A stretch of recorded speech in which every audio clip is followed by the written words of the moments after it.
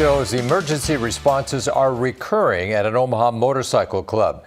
That same motorcycle club is where a man was found shot Sunday morning. He later died from his injuries. 6 on Your Side investigates found just how often first responders are being called to the club. Arbella Caracta joins us live in the studio with what city officials say needs to be done.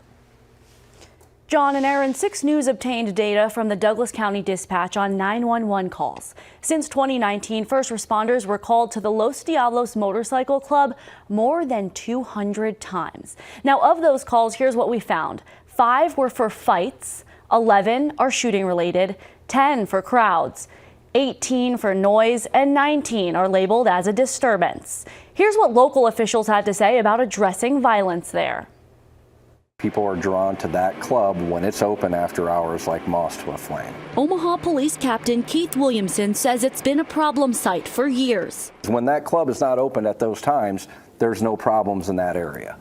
So there's a strong correlation to them being open after hours once bars close. Williamson helped write a new nuisance ordinance passed by City Council earlier this year.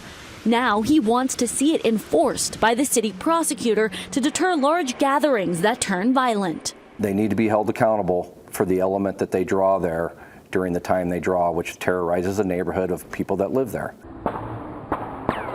The club sits in City Councilwoman Juanita Johnson's district. She believes what happened Sunday morning is a result of poverty and wants to address what she calls the root cause by providing jobs and new construction.